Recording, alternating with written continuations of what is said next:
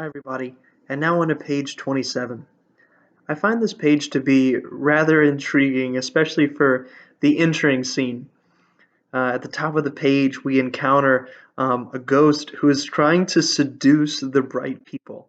Um, and Lewis talks about what an absurd thing this is, right? Because here's this person who looks kind of like a zombie who put on lipstick, trying to entice these people who are completely real and totally happy with everything that they're doing. And he says, like, the whole scene is just absurd.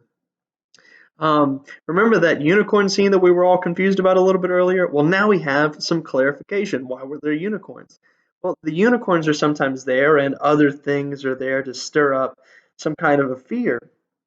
Not because heaven is trying to scare anybody, but because heaven is trying to use any possible emotion to get people to stop thinking about themselves so that way, even if that's the only way that they can do it, the bright people can convince these spirits to think about God, or at least something other than themselves and work their way there.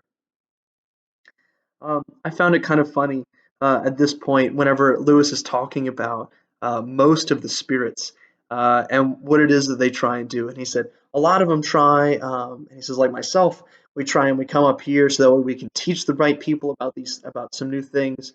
But many people come up from hell simply to complain. He says, the most part seem to think that the mere fact of having contrived for themselves so much misery gave them a kind of superiority when I was at Notre Dame, and yes, Claire, I went to Notre Dame.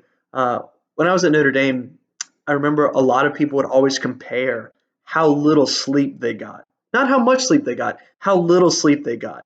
As if comparing one's quality and quantity of sleep made somebody else superior. I almost always got 8 hours of sleep. I was fine if somebody was going to tell me that they got 3 hours. Woo, you're exhausted and have drank $20 worth of Starbucks in 4 minutes. Like I'm fine. I'll drink my coffee slowly. Thank you very much. Right. And it's just this funny thing, this funny kind of false competition that says, oh, but I've suffered more than you. Obviously, I'm better. And it's like, no, maybe you're just not doing it right. And that's obviously what we're encountering here with these ghosts is that, okay, well, you're in hell, so you're obviously not doing eternity right. You don't have to be miserable. You can choose heaven. Um, and that's what we should really be getting from this point. And then finally, towards the bottom of the page, it talks about these tub thumping ghosts that are trying to commandeer hell to make, I'm sorry, commandeer heaven to make heaven an extension of hell. And obviously, this is an absurd idea whenever we understand just how real, how solid these bright people are. But it's also absurd whenever you think about what this would entail, right? Is that nothing would be real anymore? What kind of a dominion is that? And then a final thought for you regarding that is what Jesus said: the first shall be last, and the last shall be first.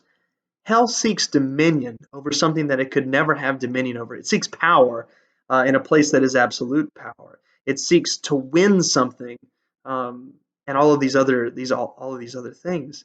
But heaven doesn't. Heaven simply is perfect. It doesn't seek after perfection. It is perfect. Heaven doesn't seek after power. It's the seat of all power. It's where God is. It doesn't need to convince, connive, or dominate someone else. It simply is as it is. I think in a special way, we can reflect on this in our own lives whenever there are people that might try and shift us into being somebody that we're not, right? The reality is that we are who we are.